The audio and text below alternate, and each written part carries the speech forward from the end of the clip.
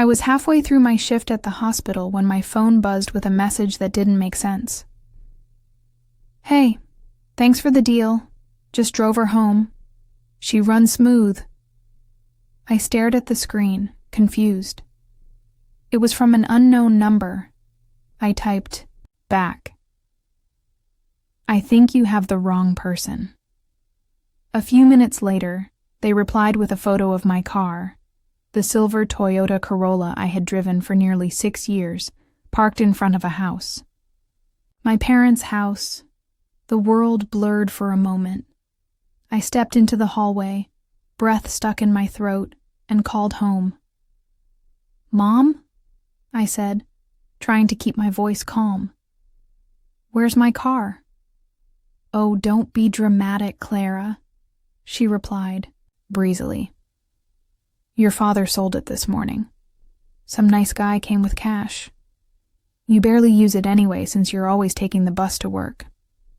I felt something twist in my chest. "You sold my car without telling me?"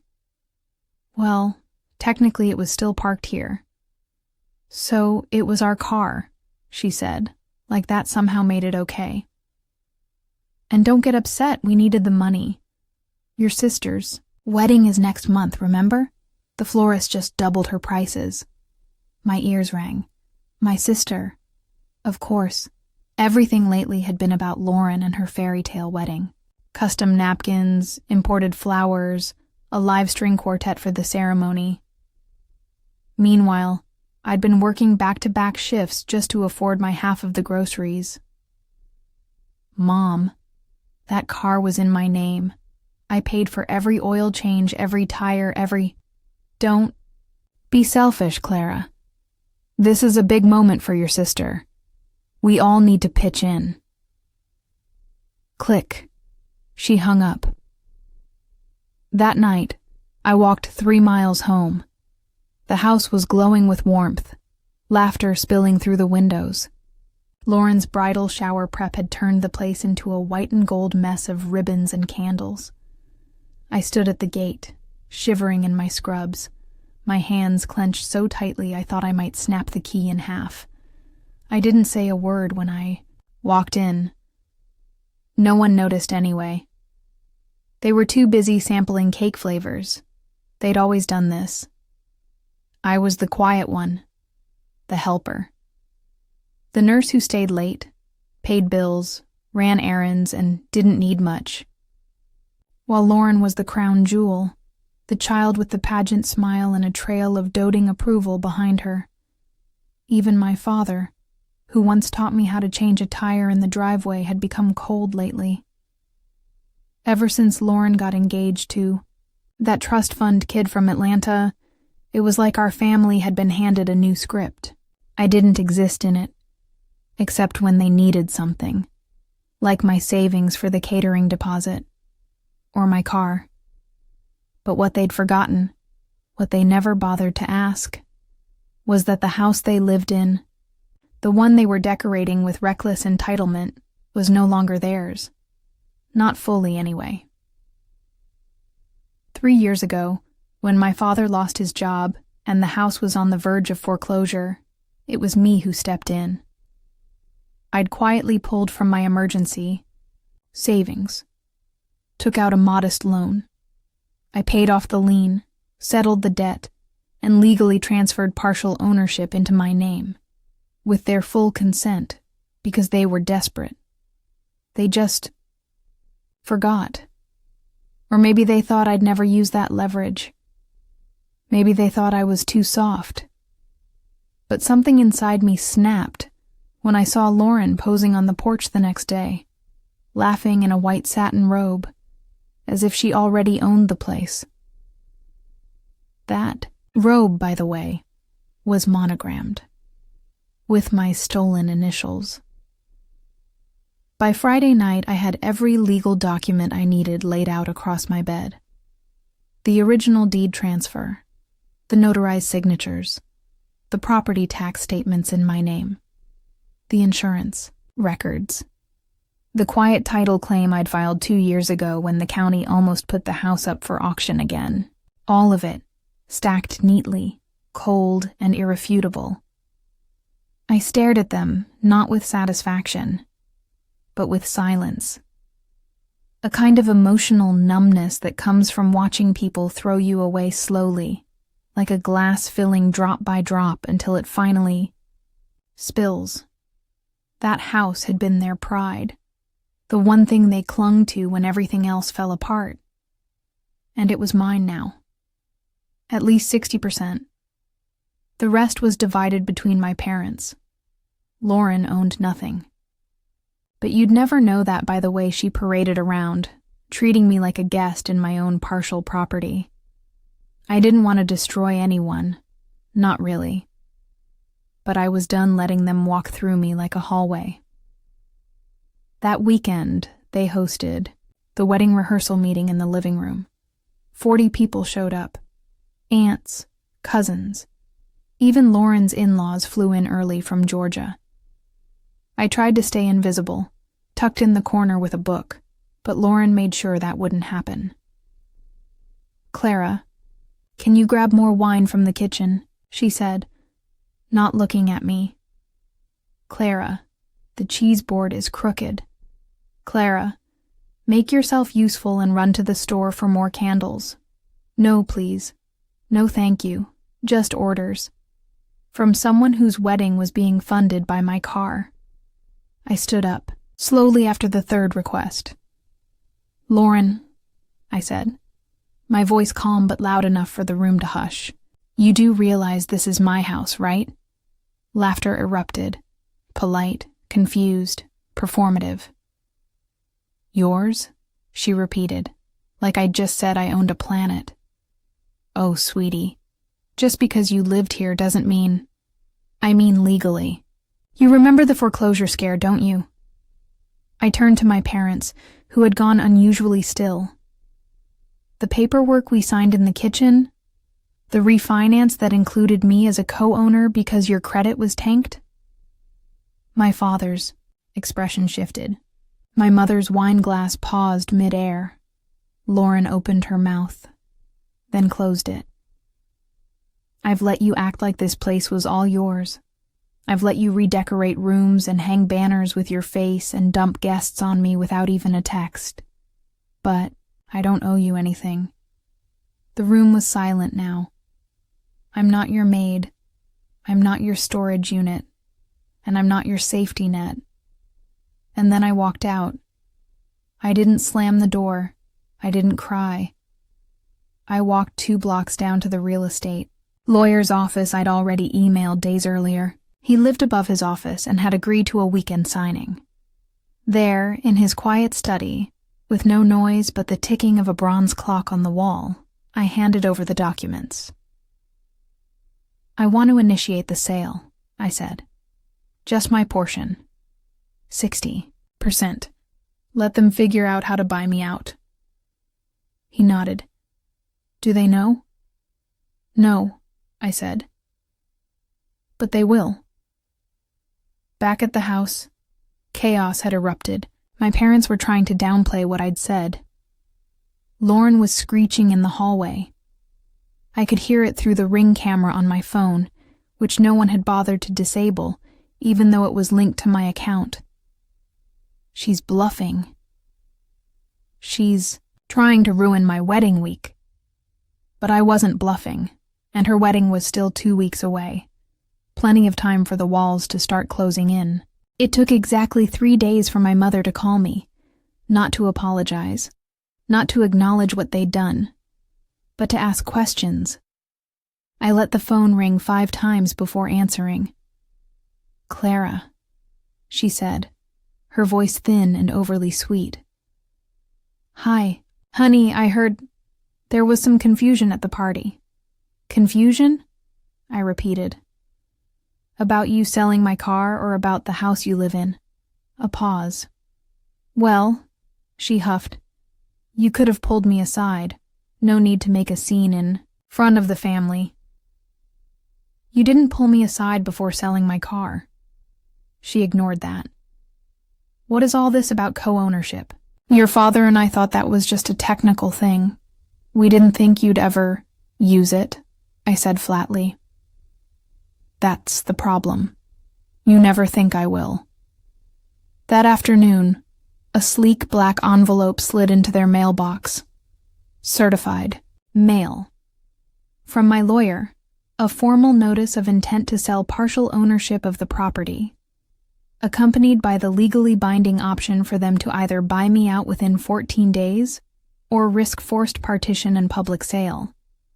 I didn't have to do it like this. But they hadn't asked permission when they took from me.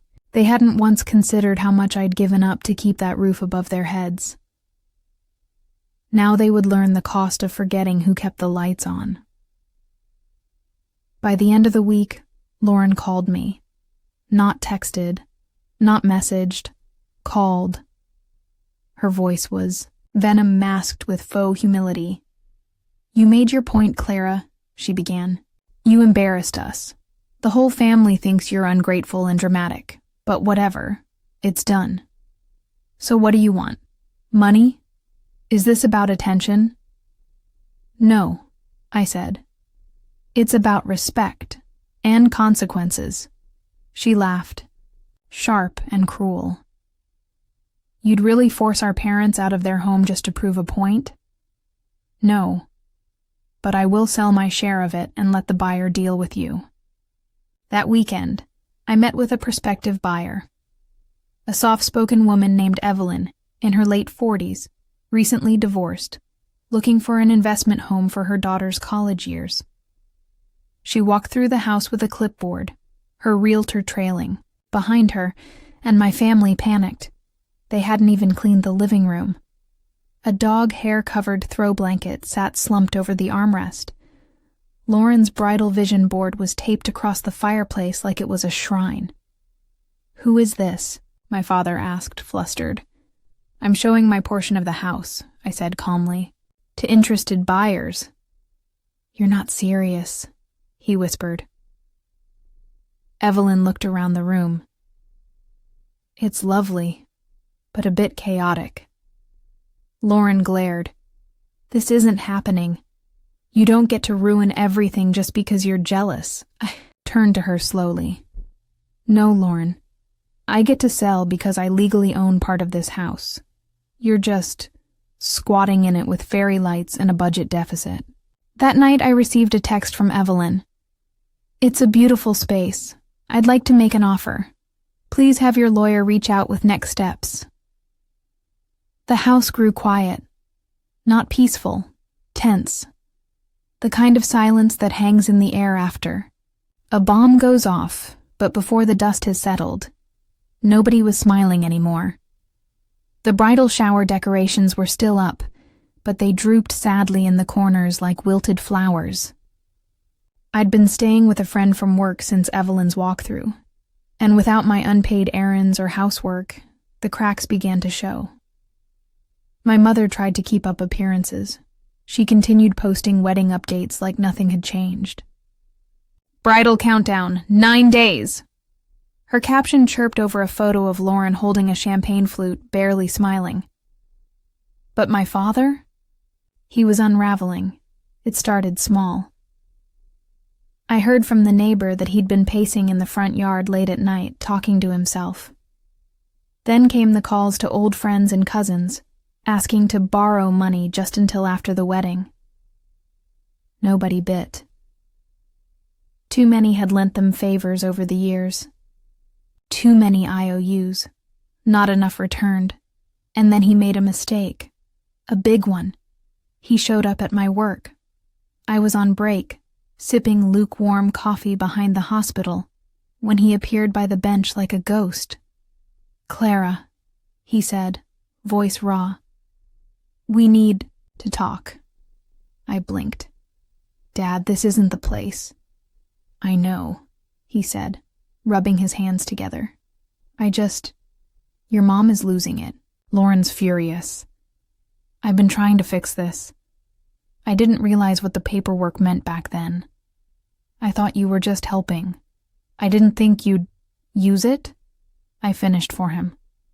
"Funny, that's what Mom said." He lowered his head. "I know we've made mistakes, but this is Lauren's wedding. Can't you wait? Please. We'll figure something out after. I looked him dead in the eyes. You already figured it out, Dad. You figured out how to sell my car. You figured out how to forget my name was on the deed. And you figured out how to leave me out of everything. He didn't speak. You have 7 days left, I said, standing. Talk to your lawyer. That night, Lauren made her move. It came in the form of a surprise dinner at the house, just her and me. She invited me through text, pretending she wanted to talk calmly. Against my better judgment, I went. She met me in the kitchen, wearing a tight white sweater and pearls like it was a magazine shoot. Clara, she began, I think we've both been a little reactive. I know you're feeling left out. I know it's hard watching your younger sister get married before you, but I don't want us to be enemies. I stared at her, already knowing there was a trap. So here's what I'm offering, she continued. You sign your part of the house over to Mom and Dad, permanently. In return, I'll make sure you're included in the bridal party. I'll even get you a real dress, not a backup one. I laughed, out loud. Hard. She blinked, confused. You think I want a pity dress and a spot in your circus? Lauren, I don't want to be in your wedding. Her face twisted. So this is about revenge.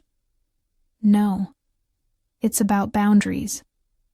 Something you've never had to learn, because you've always gotten everything handed to you. She stepped forward, her eyes narrow. Now, you'll regret this, she hissed. When you're standing outside, watching from the curb, you'll wish you were inside with us. I picked up my coat and looked at her one last time. No. I'll be home, Lauren. And you'll be the guest. Let me know when you'd like to. Continue with part 6, where Evelyn makes her formal offer. Tensions explode between the parents, and a final family dinner becomes the powder keg for Clara's ultimate power move. 2 days before Lauren's wedding, Evelyn submitted her formal offer. She was prepared to purchase my 60% share of the house, and she wanted to move fast.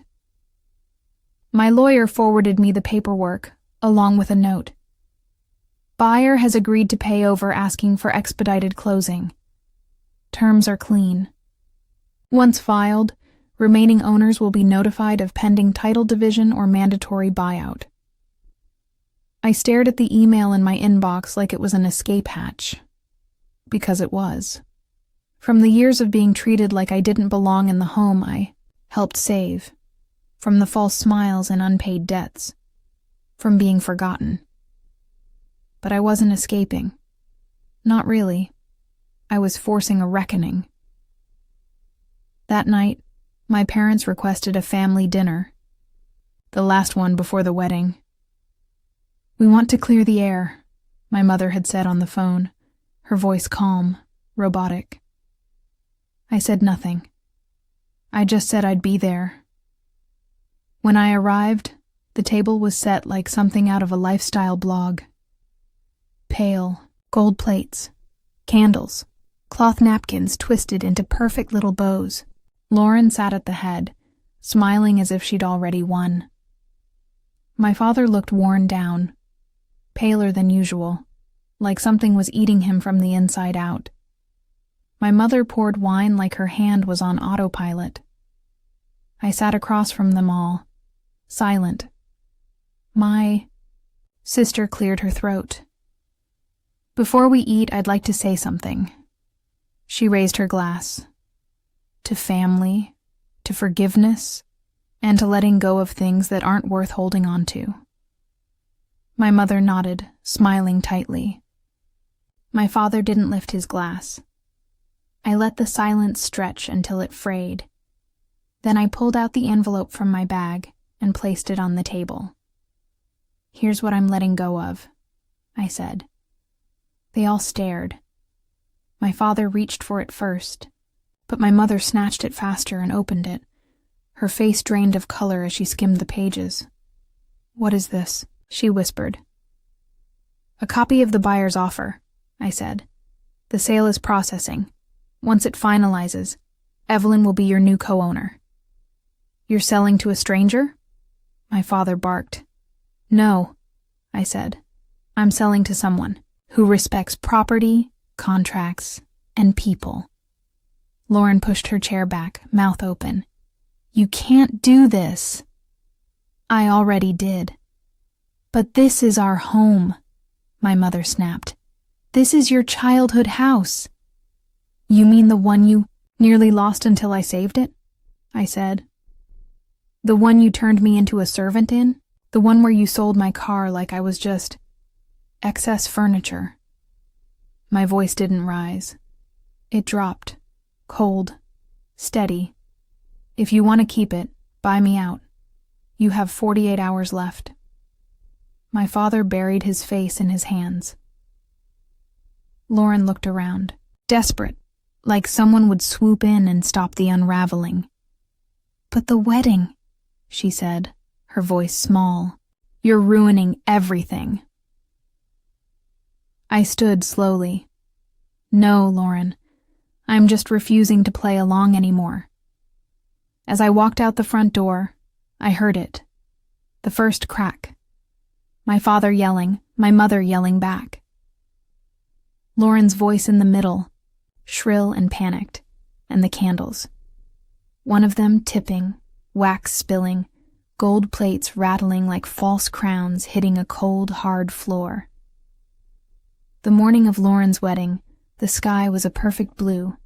No clouds, no warning signs. Just silence. The kind that comes before an earthquake. I watched from the sidewalk across the street, standing beside Evelyn in her car. She had agreed to drive in early, curious to see the neighborhood she'd soon partially own.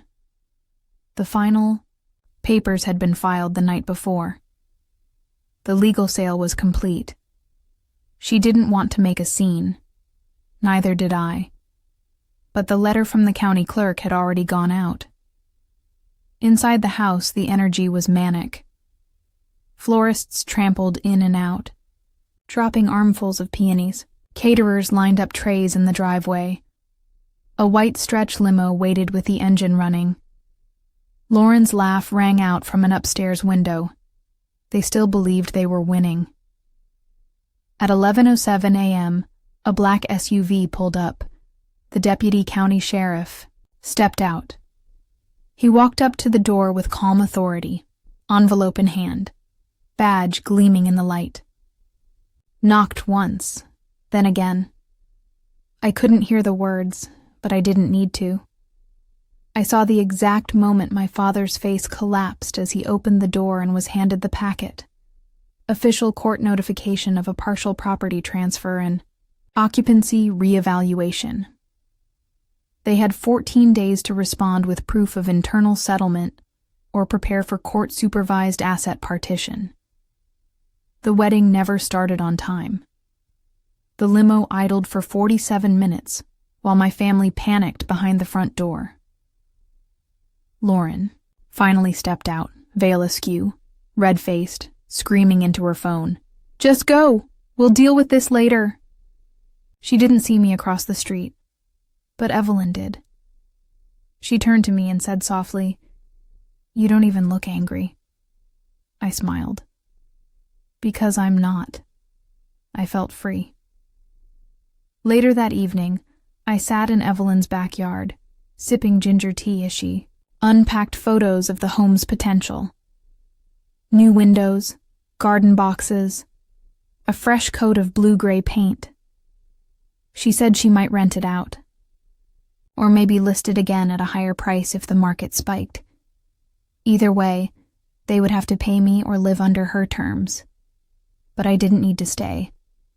I'd already bought something smaller, quieter, just mine, and I still hadn't returned Lauren's wedding gift.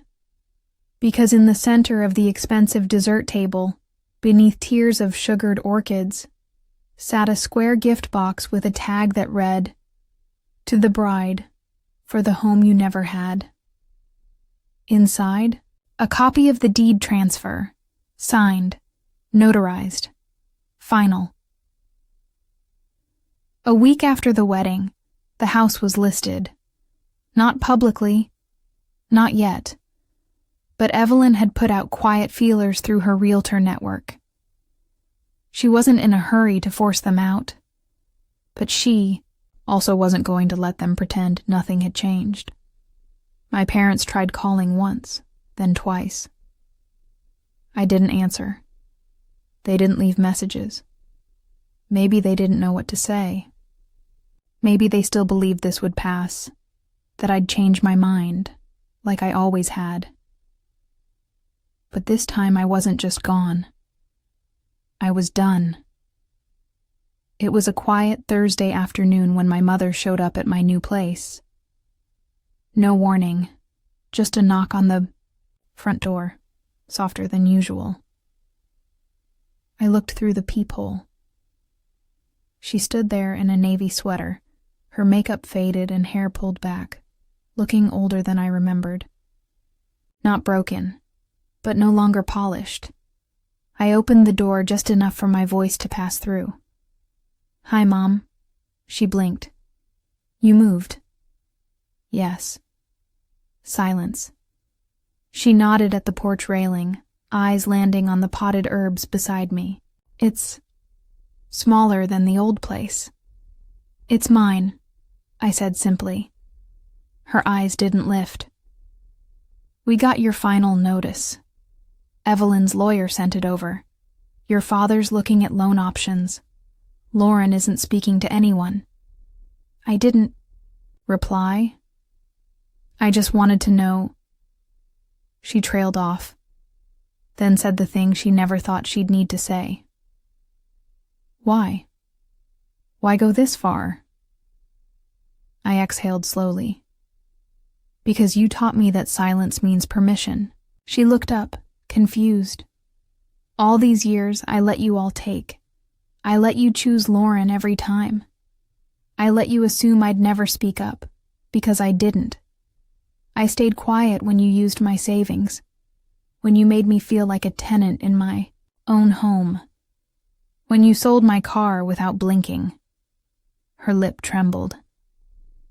"I didn't want to destroy anything," I continued. "I wanted to matter, to not be invisible. But you couldn't see me unless I was useful or gone." "I see you now," she whispered, but it was too late. "I hope the house sells well," I said finally. "I really do. You'll need the money." And I closed the door, softly, with no slam, no shouting, no tears, just a final click. I made tea that night and sat by the window as the sun melted down behind the trees. I wasn't angry anymore, just free. Had learned that revenge doesn't always come from screaming in someone's face. Sometimes it comes from taking back the things they assumed they'd always control.